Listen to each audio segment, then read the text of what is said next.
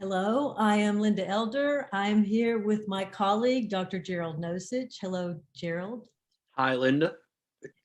We are coming to you from the Foundation for Critical Thinking, which is a 501c3 nonprofit in California. Gerald's coming from one part of California and I'm coming from another. This is December 31st, 2021, the last day of the year. And we are focused on in this series on the analysis of thought, specifically focusing on the elements of reasoning, and we're going deeper. We're going deeper beyond our introductory work in critical thinking. And so we're glad that you're joining us. In this session, we're going to focus on the concept of analysis itself. And I would like to just begin by unpacking what I mean by that, and then Gerald will join in as he will. So when we think of the analysis of reasoning, we focused on what has come to be termed the elements of reasoning, or the elements of thought, or the parts of thinking. There are other ways to say it. These are the ones that we tend to use. And it's important to understand that when we talk about the analysis of thought, we're talking about analysis in exactly that sense. We're talking about analysis in relationship to reasoning. And therefore, we can ask, are there other forms of analysis that go beyond or are different from reasoning, or can be somehow separated from reasoning? So that we understand that if we're focusing on the analysis of thought, we can immediately go to the elements of reasoning. We know that we have a purpose, we're asking questions, we're using information, we're making inferences based on our assumptions and the information and where that's leading us, also informed by and oriented by our point of view, all of this leading to implications and consequences. I think I got them all. So we have 8 elements. So that's once you understand that, then you can begin to apply the elements of reasoning wherever you have reasoning. Mm-hmm. So then we ask, well, are there other uses of the term analysis that could be helpful? And do all of them somehow connect to reasoning, or just what? And so we can, so we know that if we look at a good dictionary definition of analysis, we know that it means taking apart, taking something apart, looking at the parts of something. So as I was preparing for our discussion today, I was thinking about, what other things have parts? And certain obvious things come to mind, like the parts of an engine, the parts of a tennis game, the parts of an editorial. And the parts can be thought of in general terms or in more specific terms. So it could be general patterns in the way that we write, and then there can be specific parts of how a writer writes. So suddenly I've dived in and I'm thinking, wait a minute, maybe we're asking the wrong question, because maybe we should ask, are there any things that we can talk about that don't have parts? So for instance, think of anything that you can think of around your house. So a book, okay, I've already said the writing itself has parts, and then the publishing of the book has parts, and then a cell phone has parts, and then a pen has parts, and then you have a light that has parts, and you have a scarf that has parts, and you have a human body that has parts, and you have an egg that has parts. Suddenly everything's got parts. And then so that's what sort of came to me, and I realized that I hadn't actually explored the concept of analysis before in this way. I was using the concept of analysis in these other intuitive ways. but not thinking so much about the specific point that almost everything has parts. Gerald, what would you like to say there? Yeah. Let me say something about analysis, because I've been thinking about it in the last couple of days since we decided we were going to be talking about this, and thinking about it in a different, but I think deeper way than the way I used to. So whenever I talked about analysis before, it was always in terms of the parts of something. And that's because I'm geared to the elements of reasoning and the parts of reasoning that's in there. But I think actually analysis is used in two different ways. They're related, but there are two different ways. One of those is break something down into its parts. Okay. That's if I do a chemical analysis of a rock, I'm going to be enumerating the various molecules, not the atoms, but the molecules that constitute the rock. So it's a chemical analysis of a rock, and I'm figuring out its parts. So that's for inanimate natural objects. But for other things, for things that are either part of reasoning or the product of human thinking, I think that the real question analysis is trying to answer is, what's going on in this? What's going on in this situation? What's going on in this tennis game, to use your example? What's going on?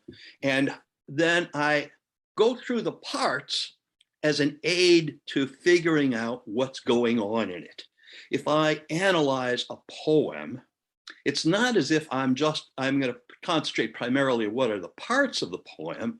I'm going to be focusing on how does the word choice fit with the meaning? How does the meter fit with the meaning? So it's not just I'm going to be saying meter, rhyme scheme, and all those parts, but how they fit together. So that brings us naturally to the concept that we always use, and that's the logic of. So I think that the basic goal of analysis is to enlighten us as to the logic of something, to break it down, not just into parts, but parts that are relevant to the logic of something.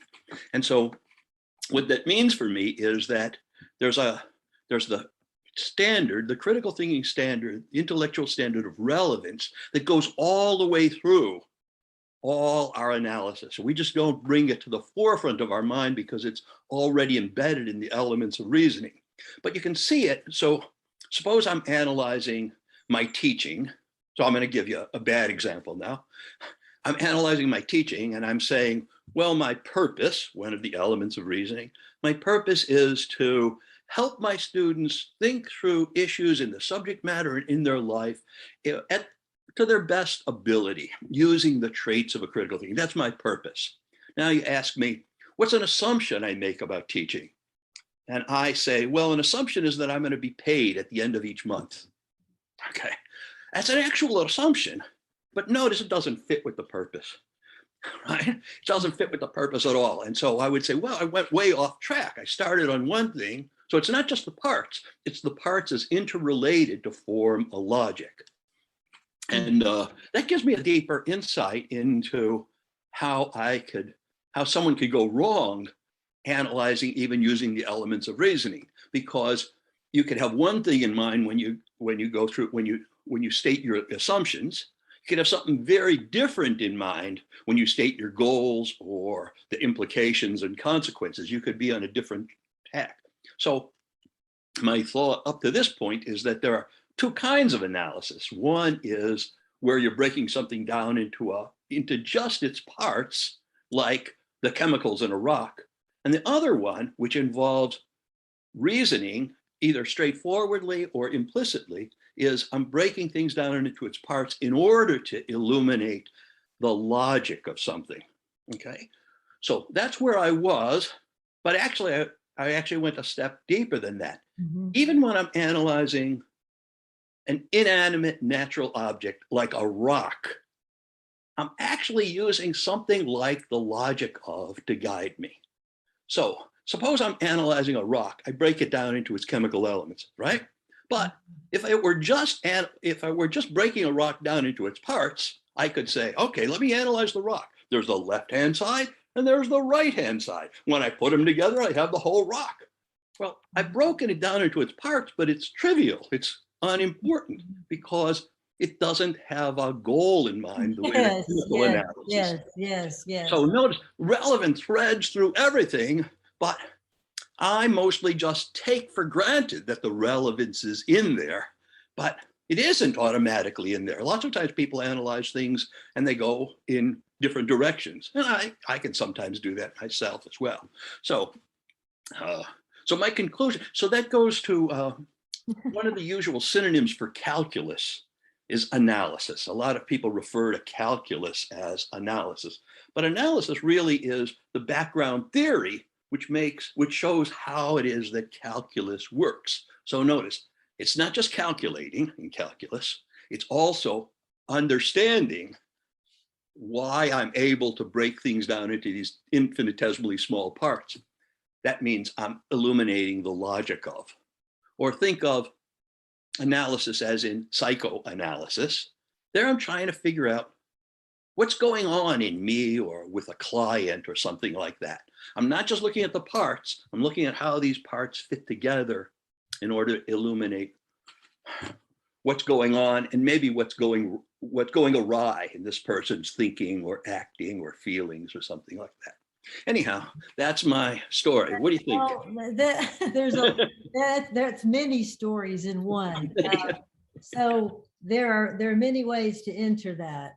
And now for one thing that you were doing is you were showing the many ways in which, if we understand the elements of reasoning, the elements that exist in reasoning, then we can do all kinds of things with our thinking that we wouldn't otherwise be able to do, just as a summary of what you were saying.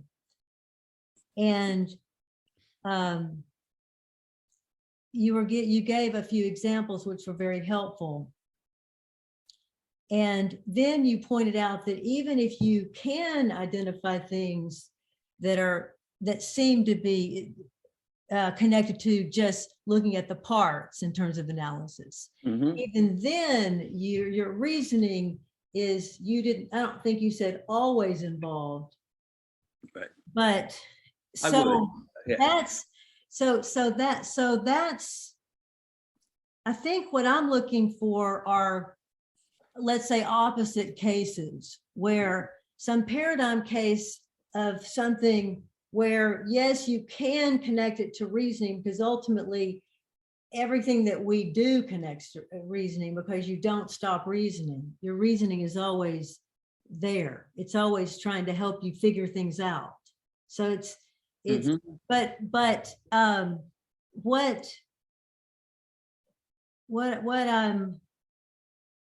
what I'm thinking of is that we can command the elements of reasoning and use those well. And that's a direct way of entering a line of reasoning.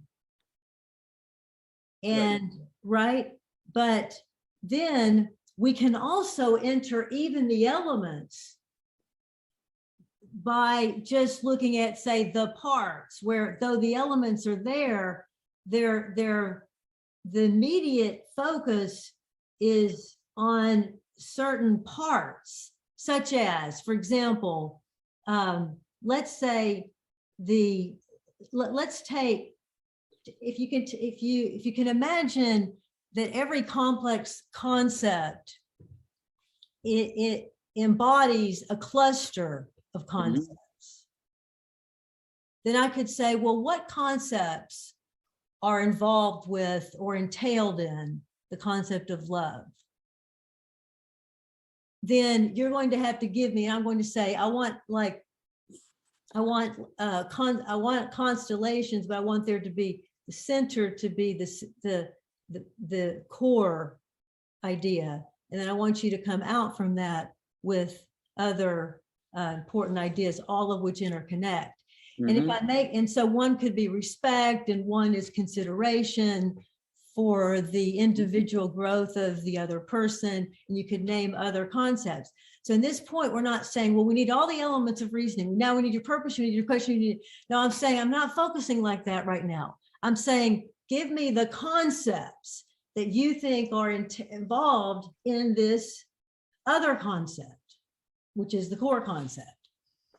And when you do that, you're using the term analysis in a slightly different way, because you're saying, no, I want to analyze it from this perspective. So let me give you another example. So if you are analyzing a book that you may want to read, let us say Erich Fromm's Escape from Freedom. Now, this is structured in a certain way, I'm presuming. So one thing I can do is I can open this up and I can look for the table of contents. And I can look at this book in accordance with that table of content, thinking of each part as one of the parts of the whole. So that's why I think we want to explore, we of course want to explore and are exploring more deeply in this series, the elements of reasoning. Right. But before we do, I want to step back from that and ask, well, are we first clear about the different primary forms of analysis? And you've named the two, I think, primary forms that will encompass others as well. And so you're either looking at the parts of something, or you're looking at the parts of reasoning that may have created the something. So, for example, let's take an engine. You can look at the parts of an engine. You can say, look, I don't want to hear about the elements of reasoning right now. I just want to know, tell me what the parts of the engine are. Well, the parts of the engine are in another set of questions. So really, you're asking what is entailed in an engine, and that's a question you're asking. And I'm going to give you my inferences based on the information, so I didn't get away from elements of reasoning. I just proved your point. But in any case, I could say, yes, okay, I get that. But now just name the parts. Just look at this engine and name the parts. So if I say that, I'm asking you to focus on one element of reasoning, I suppose, which is, what is the information?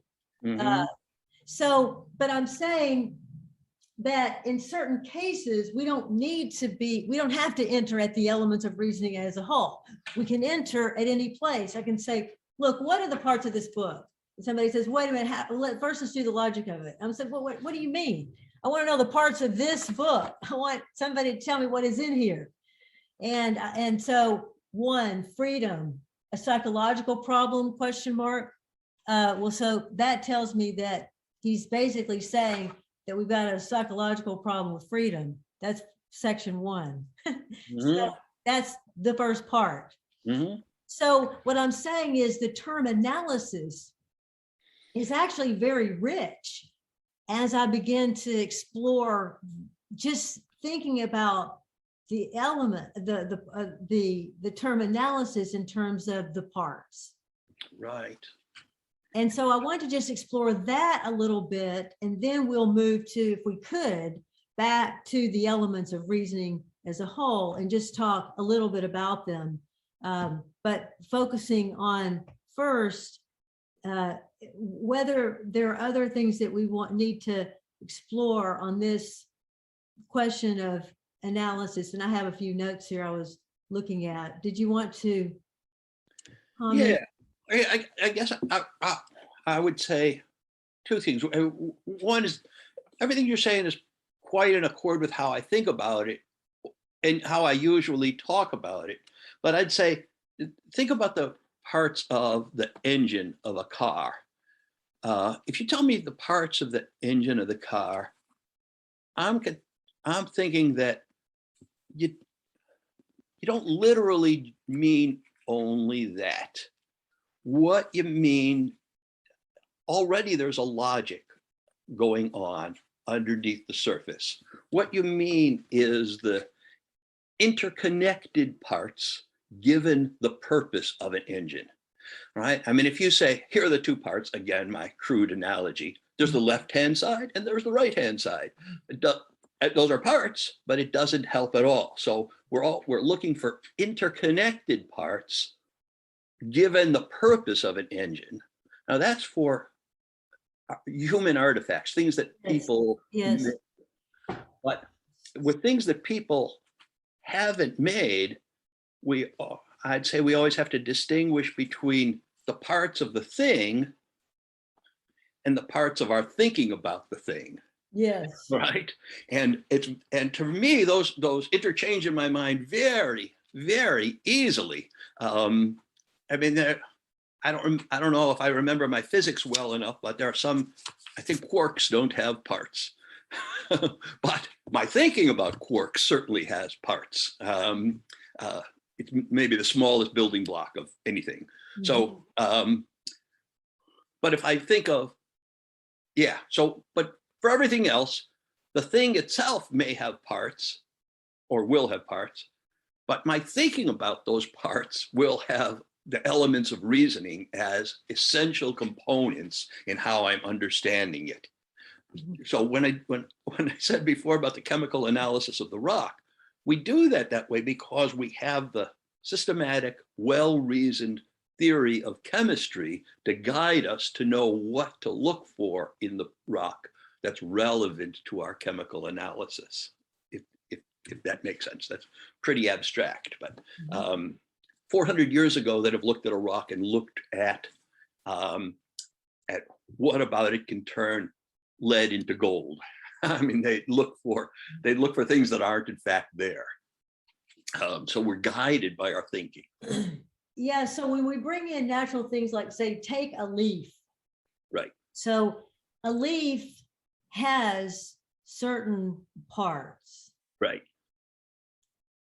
Right. But the parts, we're trying to understand the parts. Yeah. And we may have imperfect knowledge of the parts and how the parts relate to the whole. So there, again, we have the term function in relationship to purpose is useful, right? So relating this to the elements of reasoning, we can say the leaf has a purpose, and you could stretch around the wheel, but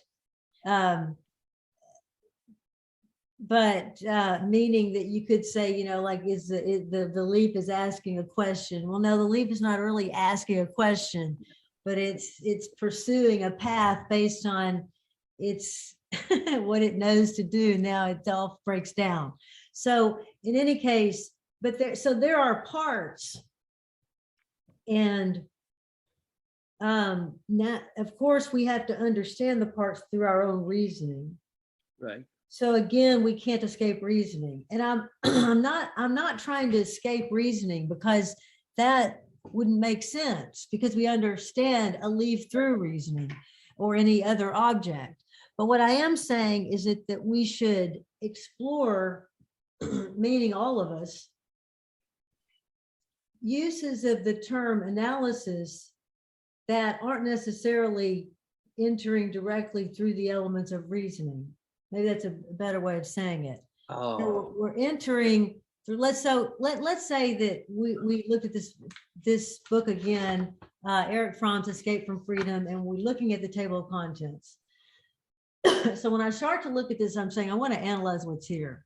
I want to take apart what's here, or see what the parts entail. So you see, again, of course, reasoning is involved in this, because I'm going to see key concepts. I'm going to see questions he's asking. He's asking a question right away. So that's freedom. A psychological problem? That's a question right away. So, and probably everything in the book is going to be trying to answer that question, I'm guessing, based on this analysis. So I'm saying we should explore using the term analysis in different ways. And I mean, in this, I don't want to say more general way, but in this different use. Yeah. And so I don't know if this is actually addressing the point you're making, but I would say that the elements of reasoning are involved in everything that involves trying to think things through. Not, I don't mean explicitly involved, like to identify my assumptions, but they're involved in all the thinking. So certainly they're going to be in Fromm's book, and I can use that to guide my way through it. Or they're going to be, if you look at this painting behind me, I can't quite point over here. I mean, the elements of reasoning are involved in all of that. I can ask, what's Vermeer's goal in doing this, right? What information did he have about how light comes through? What assumptions is he making about how to paint it, and so forth? So that's to me, that's the primary meaning of the word analysis, is the logic of, in terms of the 8 elements. So Well, I see that, but I do think if someone were to ask the question, what is the difference between analysis and analysis of thought? We have to have some uses that aren't just breaking down to the elements of reason. And that's my point. So yes, they relate, and they relate very quickly, but right. there are other ways to use the term. And for example, again, back to my example of love. So if I said, let's just focus on the key concepts in love, you could say, well, Linda, that's the elements of reasoning, because you have an implicit question there. And I can say, yes, that's true, but I'm focusing right now over here just on concepts. And yes, they're all connected, but I don't have to connect them all the time. And we don't. We enter at a certain point and we begin to analyze in that scenario. And maybe that also illuminates the fact that we need to make more explicit moves related to the elements of reasoning. In other words, if I were to say, okay, let me just pick this up and let me analyze this book. Let me analyze the table of contents. Well, if I immediately bring in the elements into my mind and say, well, don't remember not to do this without the elements of reasoning. Mm-hmm. You could say, but anyway, it's interesting exploration, just thinking about the concept of analysis and how it's probably, I believe it's probably more like this. You're in the elements of reasoning somewhere, but you may be highlighting again one of the elements, and so it seems like the others aren't there, but they are there. So you're just focusing on the information right now, for example. Right. So go ahead. Sorry. Just making that explicit in the mind when it's happening, and saying, so let's just say somebody says, well, let's discuss your concept of love. So the question and issue is, what is my concept of love? And what are the concepts embedded in that? Right. Well, they asked me to go straight to concepts. They didn't tell me I could explore, well, they didn't say what information has led you, before you answer that, Linda, what information has led you to these conclusions? Mm-hmm. See what I mean? So now what are you assuming right now, Linda, before you don't write your answer? See, so you're more or less focusing in one of the elements. Maybe that's a more accurate way of saying it, that as you're going through life, you may be, if you're explicitly trying to bring critical thinking into your life, then you are noticing the elements of your reasoning. Right. Which. Right. So if I think about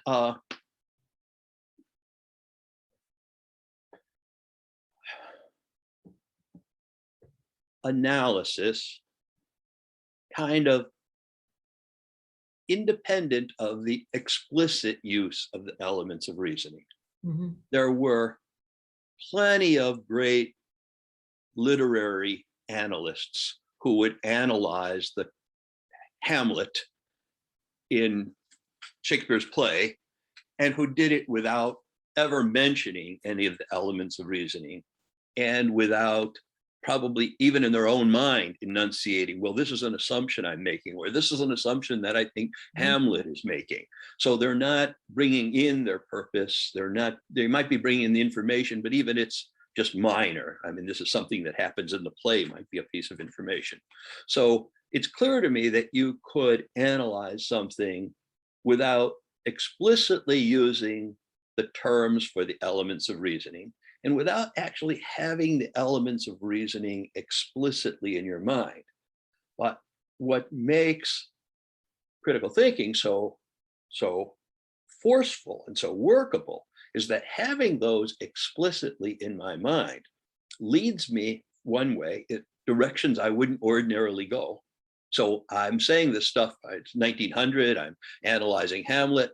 If I ask myself, so what assumptions am I making about Hamlet's character? That's going to lead me to maybe discoveries, things that I can explore that I wouldn't explore if I just let my mind go in its usual pattern. But my impression is that we tend towards certain elements in our lives in certain situations, and even maybe overall, we tend toward certain of the elements, and even more pointedly, tend away from others. For instance, concepts is, I believe, one of the ones that people often don't reflect on very much at all. I'm luckily in this respect, I have a philosophy background where almost the entire focus is on concepts, but people will blithely talk about democracy or freedom or rights without ever wondering what democracy, freedom, or rights are. So we don't automatically explore those concepts. But if I've got the concept, if I've got that element explicitly in my mind, it stops my discussion for a moment. It makes me take that reflective step back. And now I think, okay, so I'm wondering if this country is using full democracy or not. And now I have to analyze my concept of what democracy is. So what I'm saying is that I can analyze something without explicit use of the elements of reasoning, though of course they're there underneath. But that in addition, having the elements explicitly in front of me as conscious tools just greatly amplifies the perceptiveness of my analysis. Mm-hmm. Well, it's clear that there have been historically and always will be people who use the elements of reasoning very well, and especially in certain areas of their lives. Mm-hmm. Mm-hmm. That's clear, because anywhere you see accomplishment, you're going to see that, and anywhere you see the best thinking, you're going to see that, whether it's political thinking or scientific thinking or any other type of thinking. So that's clear, but that doesn't help the rest, so to speak. In other words, that's right. Well and good, but then how do we emulate, people like Seneca and Socrates? How do we emulate these best thinkers? And this is where the elements of reasoning come in, and of course, importantly, the intellectual standards and the intellectual virtues in connection. But notice that move that I'm making there. So that's another example of what I mean, where we're looking at the parts of something, but we're not focusing on the elements of reasoning per se.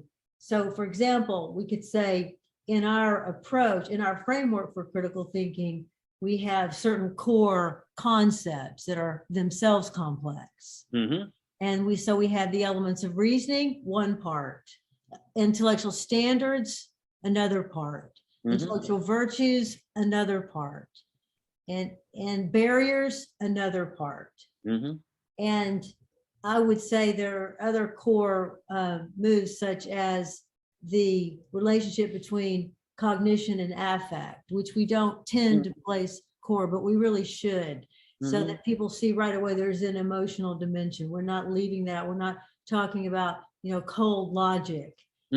And so in any case, we have these core concepts, and we can talk about how these core concepts interrelate, without ever talking about our question, our information, and so forth. And if we're thinking, well, then we don't need to have done that. That's my point. We don't always need to focus on all of the elements. And though they're always there, whenever there is reasoning, we may be using the term, again, analysis, to focus in on certain types of analysis. And of course, again, that requires, I see that you can't ever get out of the box of reasoning. It's just every move I make, I'm seeing that I'm in this room and the door's closed. So we've got the reasoning is occurring. So I think we've basically we could continue to explore the different ways in which analysis could be used. For example,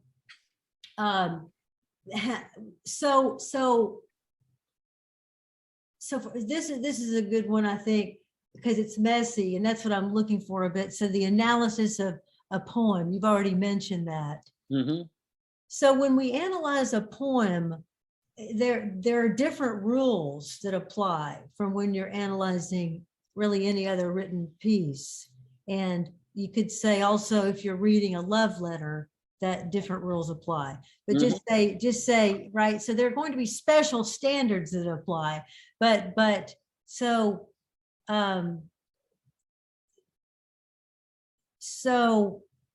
we what was that? I lost my train of thought there. So what was analyzing a poem? So thank you. Analyzing a poem. So when we're analyzing a poem,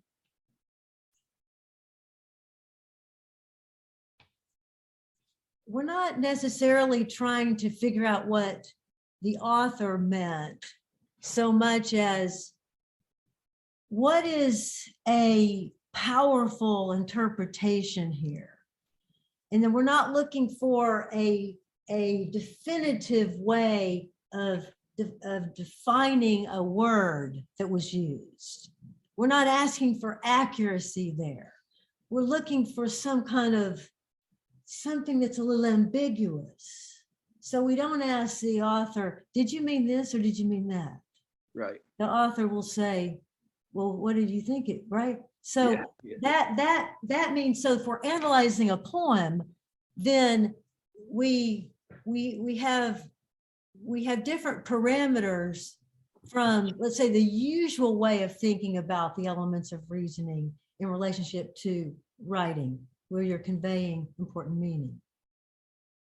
So, so what are the parts? What are the parts of a good poem, for example? So one of the parts would be to have, there'll have to be a certain use of language that draws the reader in and allows for different meanings that are equally powerful, something like that.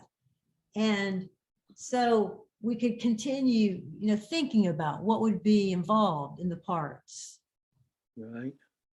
But of course, all of it relates to the elements of reason. I see that. But if we only allow use of the term analysis to relate to the elements of reasoning, then I think that's an error. And that's what I'm trying to illuminate.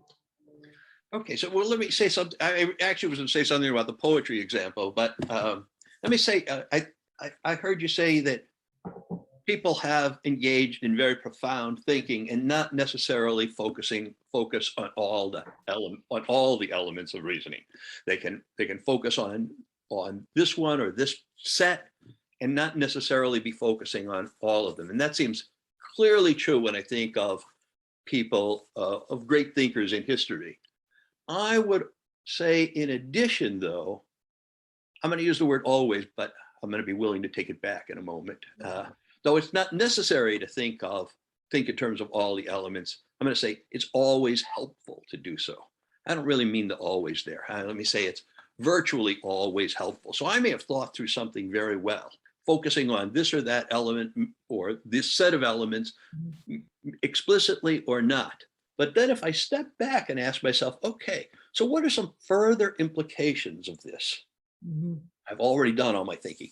That's helpful. I don't mean it always gives me a new answer, but it sends my thinking off in a direction that I haven't thought it through. Or how can I look at this from a different point of view?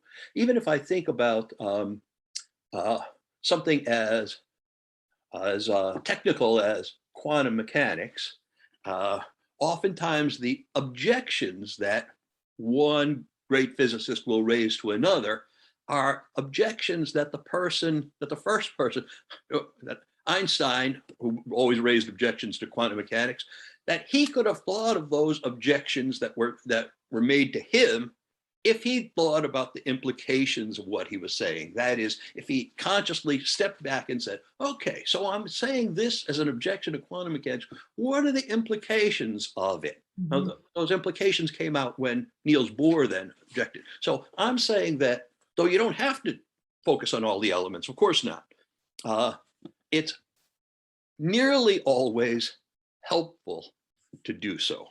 And I think that's one of the great blessings of the elements of reasoning. It's one of the Mhm. great advantages it gives me. So when I work on critical writing, for instance, I imagine a student who's finished the whole paper, Mhm. complete A+ paper, very good paper, and then she asks herself, how can I make this even better? Well, a good way to do that is to ask about the elements or about the standards, right? I can say, okay, so what other assumptions am I making in this paper? It's complete, it's a very fine, it's a nice paper. What are some further implications of it? What are some other points of view? So I'm thinking of the elements as always or nearly always helpful. Yes, I believe that when I was talking about people who reason well, Mm-hmm. I believe I said that they are frequently not aware of Mm-hmm. the elements of reasoning. Right. And it would be interesting to know, let's say, take a book by Jane Austen. Mm-hmm. Would that book have been better if she had been explicitly aware of the elements of reasoning? So I think there are some cases where the person really does have command of the elements, but Mm-hmm. she's not calling them that yet. Right. So in other words, she's very aware that people make inferences that don't make sense. Right. She's very aware that people bring in information that's irrelevant.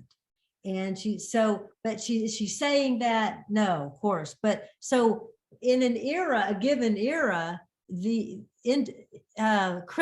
some degree of critical thinking skills may be explicitly taught, or along with other things in pieces, right? So this is very complex. Right. And it's important to remember that, of course, the elements of reasoning have come to us through history. That is, we've always been engaging in the elements of reasoning. Right. Is that Richard figured out how to capture it, Mm-hmm. to bring it down to the most foundational concepts. I think that's Right. say.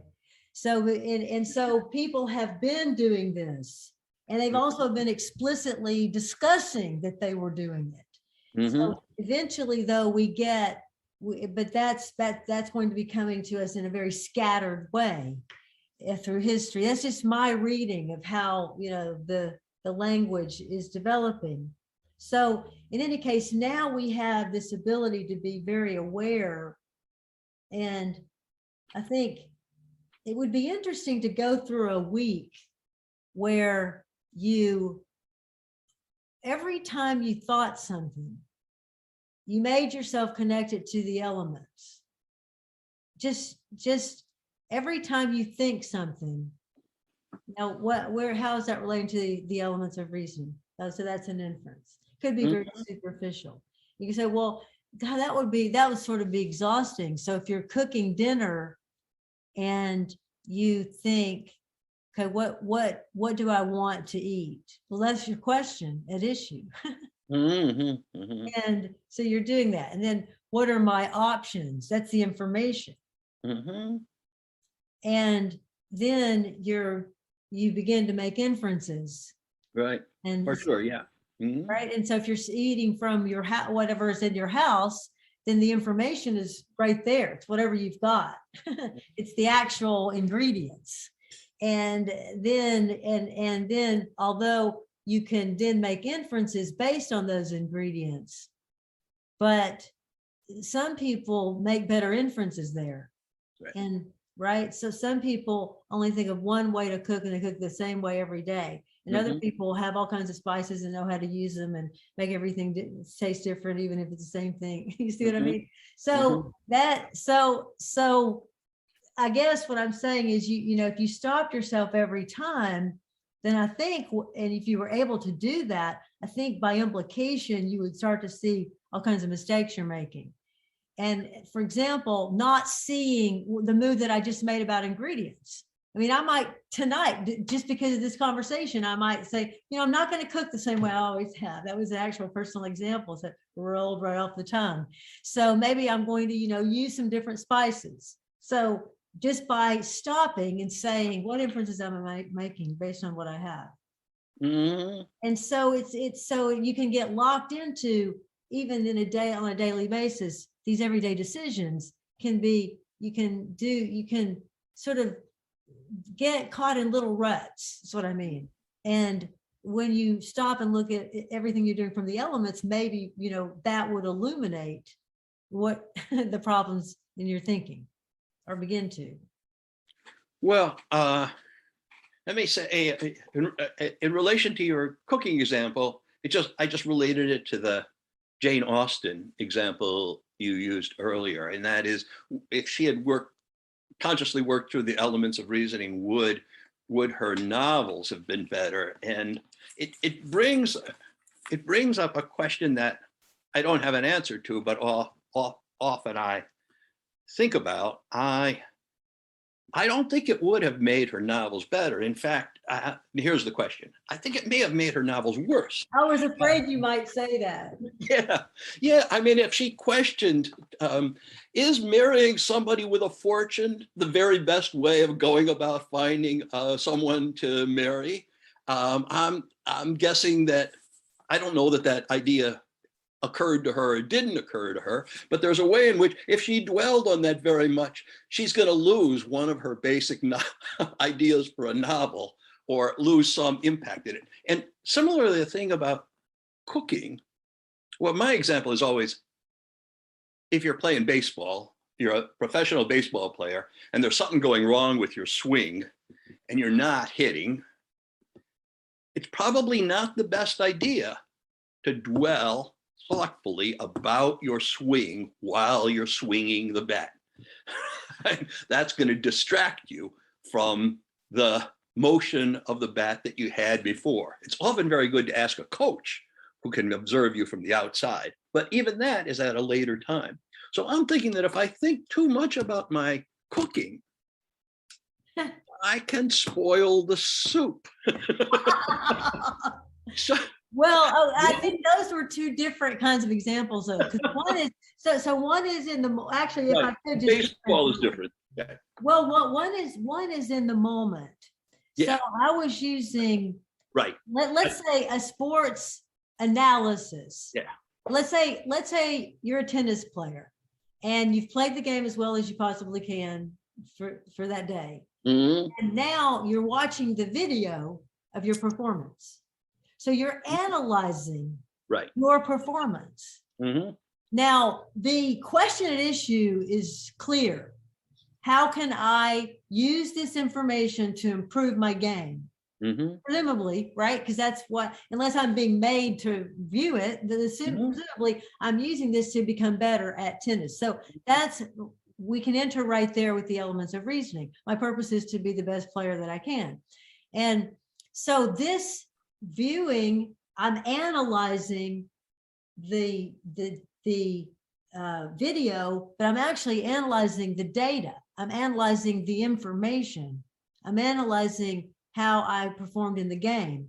And and so I'm analyzing from certain special standards. I'm looking at, did I move to the ball in time? Did I follow through on the stroke? Did I keep my eye on the ball? So I'm looking at the parts from that point of view. And that also illuminates how the analysis, the term analysis, should be used, thought of in this richer sense. So if I'm analyzing it, I am involved in the elements of reasoning. I'm reasoning. This is information. So I should know that. And of course, it's really among the best information. It's what I should spend the most time on from one perspective, so I can actually see what I'm doing wrong in order to improve myself. So, and of course, there are other kinds of information. I would watch other videos of very good players, right? And I'm going to learn information I learned from my coach. But right now, I'm going to really focus on what my weaknesses are, and I can really see it. All right, so that would be an example of analyzing the information. Right. And of course, I'm going to have to come to conclusions. So there's an inference. So, and that's based on, again, assumptions. The assumption that this is good information. Well, it's, unless somebody has replaced me for someone else, it's accurate. So I can count on it. And you see, so, and I can decide how far into these elements I need to go. Right, right. Very important. Yeah. Yes. So, and I want to say, if I could, just very quickly about Jane Austen, especially given the example that you gave. I believe that Jane Austen was a very good thinker, and that she did make a lot of the moves that she would have made if she had the explicit theory of critical thinking. So she was asking, does it really make sense to be sort of just on the marriage circuit? And she herself was not. She never married. Right. And but she seems to have been, really trying to examine what that looked like from her worldview that she could see. And she also was very aware of her narrow perspective, meaning that she knew certain things, but that's all she knew, because that was the only world that she lived in. And so she told, for example, I believe her nephew or her niece, who was writing a piece, began to write a novel, and she wrote back and said, I can see that from what you've written that you've never been in these places. So don't write about what you've never experienced. So I believe that she had those understandings. And I think one way that I look at this is that if you're at the top of, let's say, the human game thus far in your field, then you're probably at the top of what we're capable of. You're at least up there, in the top X percent, whatever that percentage is. And but that doesn't mean that you are also thinking that well in any other domain of your life. And that has to be remembered. We have to be reminded of that. So each of us is going to think better in certain areas of our lives than in other areas. We're not going to be spectacular across all the domains of our lives. It's an impossibility. You're going to be A+ as being an economic thinker. So because you have to be an economic thinker. You're going to be an A+ as a parent. You're going to be an A+ as an intimate partner, according to the other person, not you. Right. You're going to be A+ as an employee, according to your employers, not you. You're going to be an A+ as a colleague, according to them, not, you see what I mean? So no one can achieve that. Therefore, where we're not achieving is often where we need the elements of reasoning even more. Not to say that we can't use them even at the highest level. So I don't want to imply that either. Hmm. Yeah. And and in, in a way, it just brings to mind how you might say someone say um, a husband who focuses all his energy just on work and neglects his family. Mhm. One way of reading that is to say, well, his family is just not as important to him as work. And there may be very well be a lot of truth in it, but it also seems that that's a fair, could be a very facile reading of what's going on. It can be that the idea of doing what's good for my family and me in relation to my family just doesn't occupy the forefront of this guy's mind. And it could if he stepped back and reflected on his life and what was really important to him, but he may never do so. And if he does step back and say, well, what's really important in my life, and comes to the conclusion that his family is very, very important, maybe more important than his performance at work, the elements of reasoning that are going to help him a great deal. He's going to ask, what questions should I be asking? What assumptions do I make about my family? So um, that is, I'm responding to the part about how the elements can really help in aspects of my life where I'm not very adept. Yeah. And it may be that that just hasn't come to the forefront of my mind in the way that it really could. Yes. So it's, I think I want to say one other thing that's that I think is relevant here, and that is our work, our framework definitely directly goes back to Socratic thinking. And of course, there were historical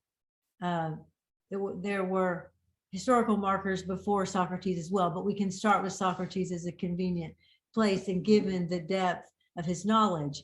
And it seems that Socrates was trying for something like the elements of reasoning, because he was focusing first and foremost, I think, in terms of the elements, on concepts. So, yeah. Right. So he'd say, let's take this concept. But he also talked about following out the implications of your thinking. Yeah. And you can take the Socratic dialogues and you can find connectors to all of the elements of reasoning, but some of them come up more than others of them. And so in any case, that's where we begin to see some explicit work in terms of the theory of the elements. I guess I'm moving a bit, just thinking about the theory of the elements now, and the power in the elements of reasoning, and moving away from just thinking about analysis itself, although we could explore many other ways in which we could use the term analysis. Mm-hmm. But in terms of the elements of reasoning, so you get, in the development of the theory, you really get beginning there at Socrates, a beginning focus on, again, some of the elements of reasoning, and then we can bring in intellectual standards and virtues as well there with Socrates. Mm-hmm. But then after Socrates, in terms of theory of critical thinking based in natural languages, as we insist that it needs to be, this theory of critical thinking doesn't really begin to emerge again until the 20th century. So we get some movement, we get some concepts. Of course, the concepts are beginning to build, mm-hmm. but in terms of coming up with a cohesive set of ideas that you can call your toolbox of critical thinking, right. That's emerging in the 20th century. Right. And I would say even with Socrates, I mean, we don't have very much legitimately by him, but I'm not aware of anything where he addressed a question like, what is our toolbox for thinking? He used critical thinking in a magisterial way, but work on the toolbox, except maybe in bits and pieces, and you've explicated a lot of this in your encyclopedia article, there'd be parts here and parts there that would be illuminated. Mhm. But I think it's not until the 20th century that anybody focused extensively on the theory of critical thinking, or how does one think through something critically or think through something well. Right. And then as the theory began to emerge, it was emerging more in terms of essay and in terms of explicit, quote, skills and abilities Right. than it was emerging as a cohesive Yes. set of intellectual tools, which is really Richard's primary contribution. Yeah. Taking this knowledge again and boiling it down to something that's really manageable, and that if we were to take it seriously, Mm-hmm. would be revolutionary. Right. Yeah. That skills model, I mean, there's of course a great deal of truth in it. That is that critical thinking involves higher order thinking skills, obviously, but there's also something insidious about it, in that it leads to that belief that people who think well, but in a nasty way, or in an underhanded way, or a self-centered way, are engaged in full-fledged critical thinking. They're engaged in a variety of critical thinking. I mean, Richard's famous distinction, weak sense versus strong sense. An example I used 2 days ago in my webinar on fairmindedness was about something that's brilliant, but again, insidious. The guy who worked for I think it's Jif peanut butter, who invented the dimple in the bottom of the jar, so that it looks exactly the same size, but it has 1/3 less peanut butter in it, so that you look at the jar and you think, oh, it's the same size jar, but there's this dimple on the bottom that presses the peanut butter up so that it's got less in it. So, I mean, that's got I don't want to say great, it's got major ingenuity in it, but there's something unlikable about it. It's meant to deceive. And that you can get by an emphasis on skills alone, and also by, you can even see it in the way I described it, a kind of impressiveness of the use of the skills all alone. I'm kind of impressed by this guy who did it with the peanut butter jar, who came up with this idea for the peanut butter jar. And I almost wish I wasn't impressed by it. Yes. So that's well, of course, that's I believe that would fall under the category of sophistic thinking. Indeed. And that was the problem. One of the big problems that Socrates could see as well, sophistry in human thinking and human life. And we still see it rampant. We always have seen it rampant, but it hasn't quite destroyed us yet. I would like to just talk for a minute, explore for a few minutes the term synthesis. All right. Relationship to analysis. So because we often hear terms like analyze and synthesize, and then I'll add, just to be adding a few more, compare and contrast. And so an analyze is often used in this more impoverished way. In other words, if you don't have the elements of reasoning, you're analyzing, then I'm not going to say there are going to be problems, but I'm going to say there very well may be, depending on how well you're doing that. And if you're doing it well, then you're using the elements of reasoning well. So in any case, but we tend to people tend to throw away the term, throw around the term analysis, and throw around the term, especially in education, synthesize and compare and contrast and others like that. So to synthesize, well, how would you like to? Yeah, I can say something. I can see that you're ready. Maybe a little disparaging about it. I mean, I think that without the elements of reasoning, analysis just becomes this amorphous, ambiguous, ill-defined term. I mean, you look inside something, but the elements refine what is meant by analysis to an appreciable degree. I don't know of a way of making synthesis well defined. I see synthesis, the idea of bringing things together, synthesis, is what I said about analysis without the elements. That is, it's an amorphous term, and it's really not well defined. So there's a way in which I don't know quite exactly what to do in order to synthesize something. There is no synthesis analog for the elements of bringing it together. To me, the big contrast is between, you and I have talked about this a lot, is between analysis and evaluation, or analysis and assessment, right? In analysis, I'm trying to tell what's going on in Erich Fromm's book. When I evaluate it, I'm going to be asking myself, does this make sense? Does this seem accurate and clear and to the point and deep enough? So when I'm evaluating, I'm doing something very different from analyzing. Whereas if I think of, whereas I don't see that a good contrast between analysis and synthesis, except in a vague overall way. Yes, and the definitions that I'm looking at here at dictionary.com are also not very helpful.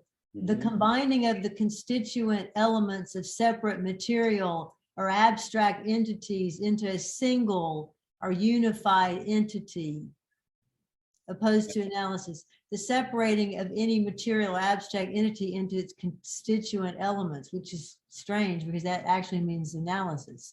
And then the second, a complex whole formed by combining. Right. And so that doesn't use the term integrating. Did you notice? Right. So it seems that synthesis often, to really be powerful, would need to embody or entail this integration of ideas. So maybe, but it's helpful because when terms are thrown around and yet we go, yeah, I know what you mean. Well, what do you mean by synthesis right now? How are you using that? And actually, I don't know that I've ever heard anyone use that outside of the classroom. It's right. You can do a chemical analysis of a rock, but you can't do a chemical synthesis of a rock.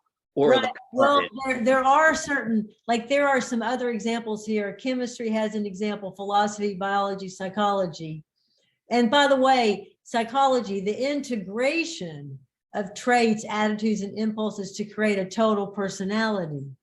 So now they've added the term integration in a special, to use the term synthesis in a special way in the field, in the two fields. So, but I was thinking you could, so now I can use the term integration because they have.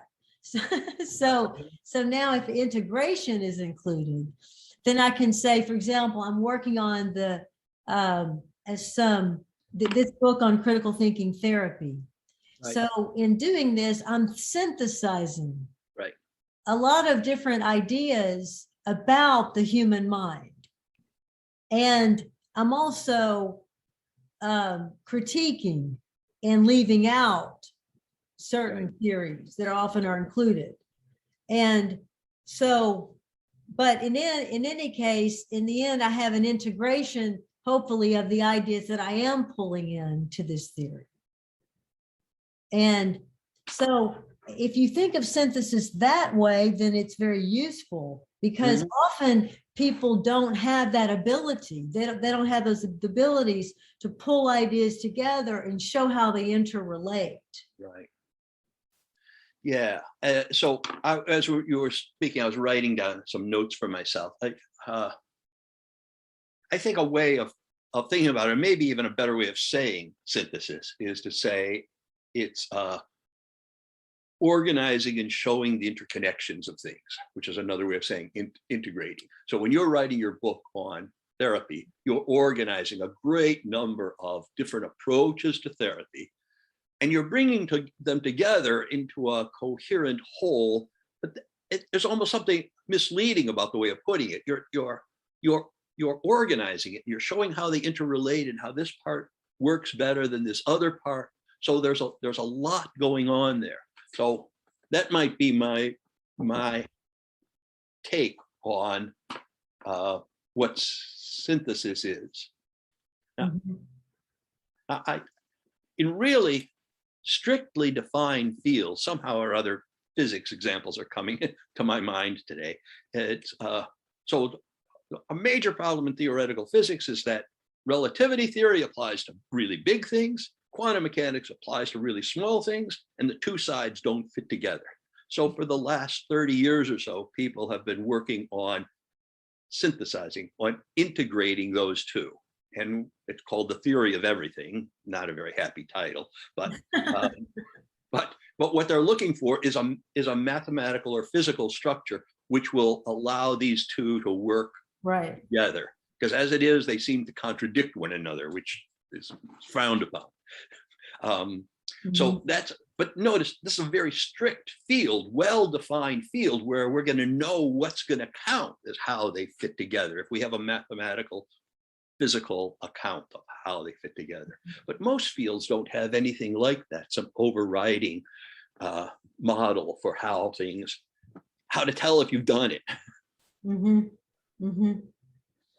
So I think the word that, let's say, I tend to use for where someone might use the term synthesis, I would tend to use in my work integration, because that seems more specific to the kind of synthesis I'm doing.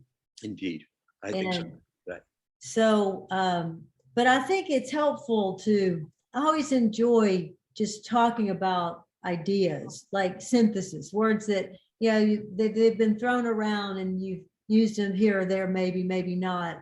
And not a lot of discussion, and maybe it's not even that helpful a concept, but at least you've discussed it. And so so you know that its uses, you know what it will do for you, what it will not do for you. There's a better word for your purpose. And just before we leave that, I mentioned, compare and contrast. Those are also, sort of thrown in, especially in schooling circles, K-12. And compare and contrast is these two terms, in and of themselves and by themselves, are not very interesting, because we do it constantly. You compare this person to that person. This person is someone I like, this person I can't stand. And you contrast it with what you already believe, you contrast what they believe with what you believe. And so we're constantly comparing and contrasting people, ideas, food. The question is, what standards do you use when you compare and contrast? And it would probably just do to wait for a later discussion on intellectual standards to go further with that. So it also bothers me that Bloom's taxonomy and the education that takes its stance on critical thinking, based more or less on Bloom's taxonomy, the older or the newer version, uses those words as keystones, because they're so malleable as terms. They're so interwoven, and people even think of it as a hierarchy, that first you do this and then you do this and then you do that, and of course that doesn't work. It is so. If I think about critical thinking kind of in the abstract, there's a person who is thinking about an issue, right? Person, issue. And the person has certain characteristics, meaning I'm thinking of the traits of mind, the intellectual virtues or the lack thereof. There are certain traits that characterize the person, and there are certain things that get in the way, the barriers. But in the middle between the person and the object are those words in Bloom's taxonomy, right? I mean, the person analyzes an issue or tries to synthesize an issue or organizes or integrates it. And we haven't done much work in there, not much at all. But I think it's partly because what goes on in the middle is so variable. That is, as far as I know, there isn't a good coherent account of what the mind does when it applies reasoning to the object, in the sense of compare and contrast or synthesize or analyze. Right. Analyze and evaluate I've got, but the rest I lose some control of. What comprehend, yeah. Well, if we were to teach the terms compare and contrast in connection with intellectual standards, then if we were to help people see that you're continually comparing and contrasting, or let's say routinely throughout life, the question is, how well are you doing it? Right. And if I'm just comparing my ideas to if I'm comparing myself to someone else, first thing I could ask is, why are you even doing that? And so you see, it's the deeper questions that we miss. Is it, we give students a circle and say, compare and contrast. What do you mean? Yeah, I would say that article we wrote about Richard for inquiry. I mean, the idea just came to me then, is that what you just said applies to all of Bloom's taxonomy and all those terms. There are no standards for whether you're comprehending something well. Are you comprehending it accurately, clearly, as precisely as necessary, with all its complexities? So take any of the terms for Bloom's taxonomy or any other such taxonomy, and what's left out noticeably is the standards. Yet the standards are, in a major way, what makes critical thinking, right? So if you leave those out, there's a way in which you're not doing much. And when they leave them out, they just take them for granted. They say, like, make inferences. Well, I mean, we're always making inferences. Right? I was looking up as you were talking, the 6 levels: remembering, understanding, applying, analyzing, evaluating, and creating. So, for example, and Richard does a critique of this in his anthology. Yeah. And anyone who's interested should look at that. So let me just say one other thing, if I could, one other example on the importance of taking the elements of reasoning more seriously, and in terms of their application in all fields of study. I'll take one example, and we could go into any field and find similar examples. You mentioned literary critique earlier, and so it's like an analysis, right? So that's sort of implied. And often literary critique is done by people who are living in a kind of special language where they're using certain concepts to guide their critique, such as tone and plot, and there are others that are mainly, to me, uninteresting, and in comparison with the elements of reasoning. Oh, I see. For example, take Jane Austen. She's often been criticized as being sort of trivial and only focused on manners. And anyone who thinks that really is not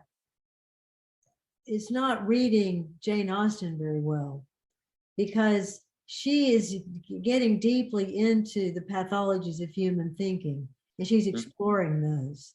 And if you're missing that as a person giving your critique, because you're focused on your own special language, your own special way of analyzing, according to your school of thought, or the way that your colleagues do it, or the way we've decided and written textbooks on it to do it. Not very well said, but you get the idea. So if we critique the critiques, we're often going to see a lack of understanding of the elements of reasoning and their power. So if I analyze a Jane Austen novel from the point of view of the logic of any of the, let's say, main or important characters. Mhm. And so I can do the logic of every important character, and I can do the logic of Jane Austen's thinking herself. Mhm. That is what I infer is her reasoning Mhm. based on this book. Mhm. And so I guess that's one thing I wanted to point out, that when you have the elements very well in hand, then your critique shows that. Mhm. And you stick with ordinary language in critique. Mhm. And if you can take another field, like, again, going back to critical thinking therapy, or let's just take the field of mental health therapy, mental health therapies. So there are very many schools of thought to choose from in terms of mental health methodologies, and they're better and worse. And you need the elements of reasoning and intellectual standards to be able to make sense of all of this, and then, if you will, to synthesize it. Mhm. So you need those tools to be able to figure out what is even going on in this terrain, in this intellectual terrain. And that's a good example, because there are so many different theories of mind Right. coming mainly from psychology in terms of mental health therapies, Right. that Right. you have to think very well to be able to critique them. Right. That means you have to understand the purposes of the theorists themselves, the way they're using information, the questions they're asking, the interpretations that they're coming to, etc. So we can go into any field, and we do this regularly to discuss the importance of the elements of reasoning. Mhm. I just want to mention a couple of examples as we bring this to a close, of how important the elements are in thinking within every field of study. Right. Yeah. Yeah. It's yeah. It seems very clear that they're always enriching, or nearly always enriching. I always have to stick that nearly in. Yeah. Now, when we have the elements of reasoning, when we understand our purpose, our questions, our information that we're using, that we need to use. Now, right there, I brought in the intellectual standard. Mm-hmm. Intellectual Mhm. standards, Need but to I use wasn't it. intending to. So in Mhm. other words, we can take apart the elements, but Mhm. without the intellectual standards, we don't yet have critical thinking. We only have the thinking. We Right. only have the reasoning. So if we take the term critical thinking to mean critical reasoning, then the reasoning entails 8 elements, but Right. we still don't have the critical part. Right. So we've still got to have, and you and I are continually implying intellectual standards. Right. Indeed. So the justifiability of your purpose, the clarity of your question, Right. and the precision of your question, and so forth. So we should never teach the elements of reasoning without intellectual standards. Right. And we should, when we're talking about elements of reasoning, and we're saying that we talk about the power in opening up the elements, well, you open it up and then you apply intellectual standards to it. That's the way that I think of it. Right. So but we have to remember that we've got to apply those intellectual standards to the parts in the circle. Right. And one other thing that's related that I want to mention, and that's and I know you already that you agree with this, of course, it's that if I've analyzed some issue or some aspect of my life by carefully going around the circle of elements, identifying my assumptions, the implications and consequences, going all the way around, it doesn't mean I'm done. It doesn't mean I'm done. That is, and even if I do it in accord with most of the standards, if I do it in accord with all the standards we normally list, except for depth and comprehensiveness, right?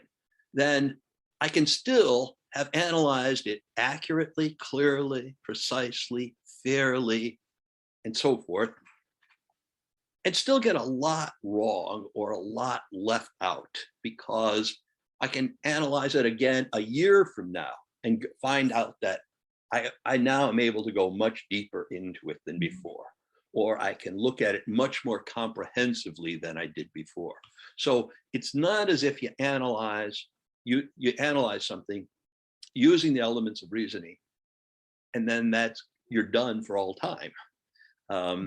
Very often you have to go back into asking yourself, okay, so I said what my purpose is, but maybe I have some other purpose, or maybe that purpose is really a blind for some other underlying agenda I have. I might question it later, or I might say, I identified this or that assumption, but there's another assumption I'm making that underlies that as well. And I hadn't thought about that one before. Those, I think, hinge primarily on those two standards, depth and breadth or comprehensiveness. Yeah. So I don't know if you want to add anything. I think this has been a very enlightening, at least for me, discussion. Yeah. And we covered a lot of ground, and we haven't talked much about the elements of reasoning, because we're going to be unpacking that in this series, each of the elements of reasoning in this series. And yet it's again important to focus on the elements in relationship to intellectual standards, which we've been discussing, and then we can't forget intellectual virtues either. So we're using the entire toolbox, including the barriers of egocentric and sociocentric thinking, help us see where we've got an ulterior motive, which is the purpose underneath, the real purpose underneath the purpose we're pretending. So it can look easy. Oh yeah, okay, so here's my purpose, here's my question, here's my information. Wait a minute, well, what's under the purpose? What's the real purpose? Right. You aren't willing to battle your irrational forces within you. You're going to always think that your thinking is perfectly fine, and you'll use the tools of critical thinking to prove it. So that's right. So you'll be able to say, of course, my purpose is justifiable, and of course, I've been through the elements, and I've as one person I heard who really knew almost nothing about critical thinking said, but he thought that he knew a lot. He said, yeah, we've been studying critical thinking long enough to know how to salt and pepper it in. Wow.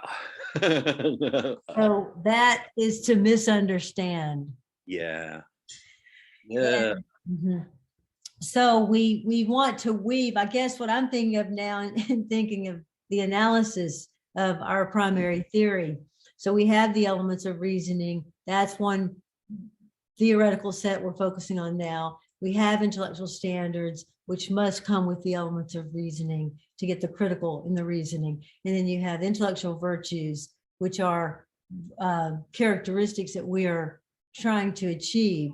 And it's through using the elements and the standards well that we do achieve these intellectual virtues, but then we can come at intellectual virtues directly as well in terms of development. And so as we develop our understanding of critical thinking, what I'm saying is, for me, what we want is a mental map. What I want is a map in my mind of concepts that I can rely on, that I can pull from, and that are there for me, and that I use ultimately intuitively whenever I need to, and whenever doing so will enhance my life, such as using different spices in your cooking tonight. Well, let me say something about the standards and how they enter that. I just liked your example about what other purpose is there. So suppose I'm analyzing my place at my job, and I could go around the circle and actually meet many of the standards and still not have done very much thinking at all. So I can say my goal is is to make the office work better. An assumption I make is that if I always say yes to what my boss says, I will make the office work better.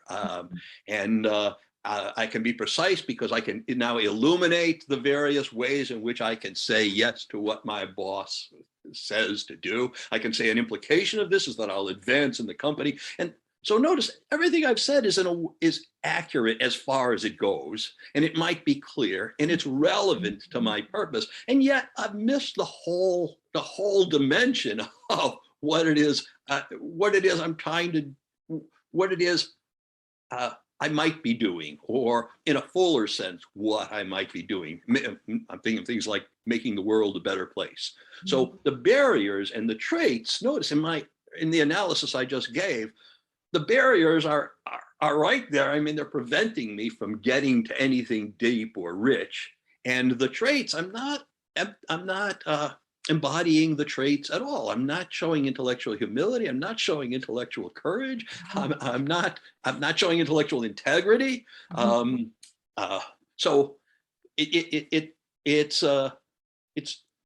shows how deceptive it can be, in that I can actually go around the circle of elements and check off some of those standards and say, I'm doing a great job. I'm doing a good job. In fact, I think that there are some politicians, whom I won't name, who regularly reflect on what they have done and say, I've done a really good job. My ego wasn't entering in it at all. And just massive self-deception.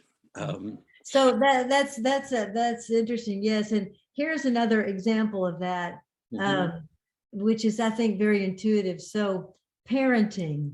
So you can say, what kind of a parent is so-and-so person? So you could say, well, let's say, what kind of parent are you? And you can say, I can say, well, I'm actually a very good parent. And then, because you're thinking that in your mind, you're thinking, well, about 90% of the time, I'm a very good parent. So that makes me a very good parent. But what if 10% of the time I'm a terrible parent? Right. I'm awful. Yeah. You know, I yell at my kids. I threaten them. I maybe, hit them. I'm completely out of my mind. So, but in my mind, that's only happening 10% of the time. In fact, let's say, and so 90%, I'm great. And I think that's the way we kind of do think of parenting. Basically, I'm pretty good at it. That's a really nice example. I mean, I'm a really good person 90% of the time, but of course, 10% of the time I'm an axe murderer. But gee, that's only 10%. Maybe even only 1% of the time. Maybe that's a good note on which to end. Yes, the axe murderer. Yeah, I think that it is, because we will need to get into a discussion about self-deception. Yeah. And that will be another discussion. And but this has been very interesting.